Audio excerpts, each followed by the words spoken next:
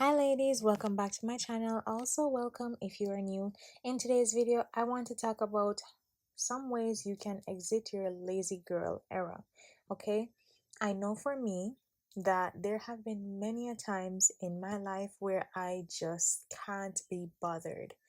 I don't care about exercising, I don't care about my water intake, I don't care about my skincare, I don't care about my hair, I don't care about my environment. Not that I'm saying I get nasty, but at the same time, you know when you're not putting in as much effort as you should into the things that are generally important to you. So I hope this video helps you. Uh, Please note, I'm not judging you, and I hope you'll stick around for the entire video. If you like this video, please leave a thumbs up and do not forget to share the video with somebody that you care about, so they that can benefit from these tips. And do not forget to subscribe by clicking the red button below. Alrighty, so how to exit your lazy girl era. If you hear the keypads, I'm trying to get into my notes app. Number one, I want you to know your why. Ask yourself your why, because for me, I'm coming out of a slump right now. If you notice, I have not posted a YouTube video in a minute, right? I haven't posted in a minute. But the way I have been trying to come out of this lazy girl era is by identifying my why. Now, the why for me, it's because I see more for myself. I want to achieve a lot for myself. I believe that I am not operating to my fullest potential. And because of that, I know that there are some changes that need to be made. I know that. Exiting your lazy girl era requires accountability, and it requires knowing your why. Now, it's good to know your why because you need to have a focal point. Are you trying to get better grades? Are you trying to get a promotion at your work or your job? Are you trying to increase your following on social media, which would mean you need to be posting more to be more consistent? Are you trying to grow a business? Knowing your why helps you to develop a sound strategy rather than just hoping that you make good changes and whatever happens, happens. No, you cannot leave it up in the air. You need to have something that you're working towards. So if it is that your lazy girl era that you're exiting is you not taking care of your skin properly, your why would be, I want to have clear skin, which would mean getting a skin analysis done if you can, or looking at your skin for yourself, noting what your skin needs and getting some products, and then going on a very consistent skincare routine. So knowing your why helps you to develop a sound strategy. We can't leave things to chance when you're exiting the lazy girl era. By the way, people experience lazy girl eras in different areas of their life. It just depends on you. You need to know what is important to you, and that's how you know where you need to focus on. So if you need to focus on, for example, growing social media, then you know that you need to be more consistent. You know that you need to be researching and putting out good content. So you look at yourself, look at what's important to you, and then you'll know what to do. The second way you can exit your lazy girl era is by knowing your why is important, but your systems will get you there. So in James Clear's book Atomic Habits, he talks about goals and systems. I did a video on this a couple of weeks ago. But essentially, your systems are the little habits that you will put in place that can help you achieve the goals. If we're talking about skincare, for example, the system would be drinking more water, watching what you eat, staying away from a lot of processed sugar and greasy foods if you suffer from body acne or acne on your face, ensuring that you use an antibacterial soap, or finding products that work with your skin and going on a consistent skincare routine, having a morning routine and a night routine, wearing SPF. That would be the system. So the systems would be the little habits that you take to get you to that goal. I want you to ask yourself, what does your dream girl look like? What does she do? What type of person is she? Where does she work? What does she do for fun? What does she do when she's relaxing at home? How does she look? How does she carry herself? What does she think about herself? How does she speak to herself? Right? When you ask yourself these questions, then you can start to take note of the things or the habits that you need to be practicing to match the identity of who you want to become. Further on in James Clear's book, James Clear's book, Atomic Habits, because that's what I'm reading right now. He talks about attaching habits to your identity. When something becomes a part of your identity, it is easier for you to change your bad habits and form new ones. Because if you're saying that your higher self has good skin, that would mean that you need to actually have good skincare practices consistently. So you won't grab for candy bars just because. You won't eat a lot of greasy foods. You won't forget to change your pillowcase. You won't forget to double cleanse your body or use a nice face, do a face mask. You won't be forgetting this because you identify as somebody who has good skin. Someone who has good skin takes care of that good skin. If you are somebody who likes to if you're trying to become a reader, when you see a book or if you started reading a book, you're not going to say, oh, I can't read this. No, no, no, no. Your higher self is a reader. And if your higher self is a reader, that means that you have to read at least 5 pages from the book to develop the habit of reading regularly. Okay, so we want to attach the new habits to or the identity of what you're trying to accomplish, who you're trying to become.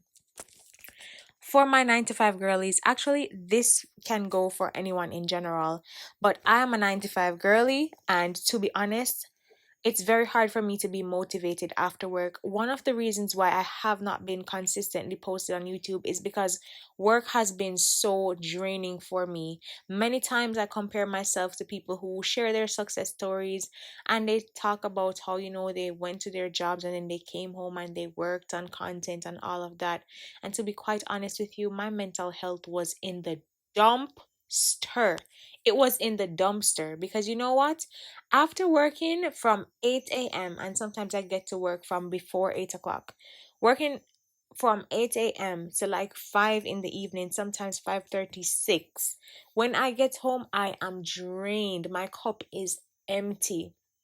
My cup is literally empty and I have nothing to give. So I was not able to be recording content. And then on the weekends, I would pack all the things that I needed to do on the weekends.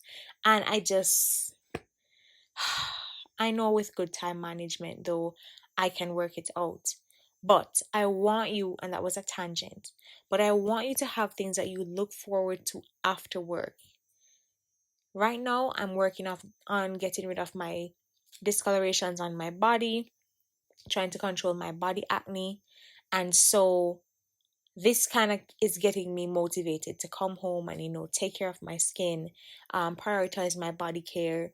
I want to use my scrubs and my creams and all of that, and I know that by doing these things I am attaching to that identity of who I see myself being, of who I already am in the future, someone with great skin and great skincare practices.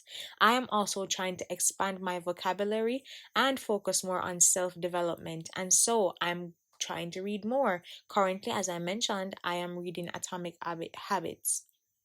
It is a good read, easy to understand. The language is so perfect. It feels like you're actually listening to the author speak when you're reading the book.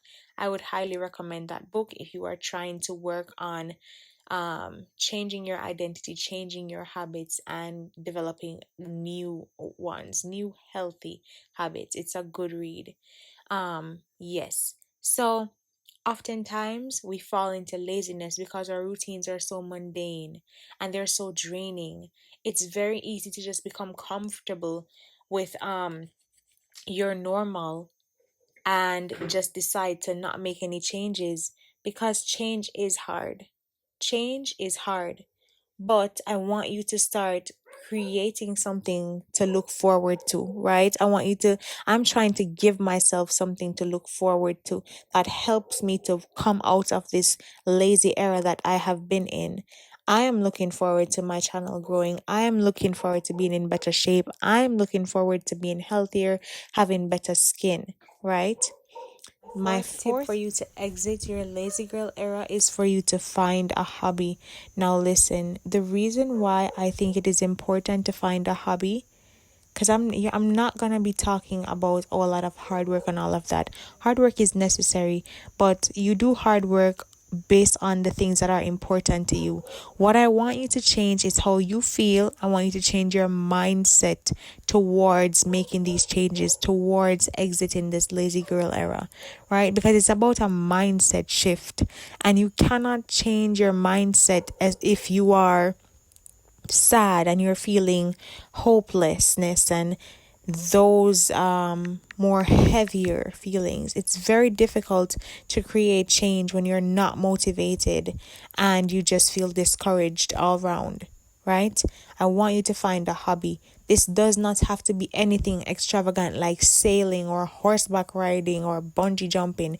It can be simple, and I think you should make it something that is creative, especially for my women. Please, feminine energy is very creative.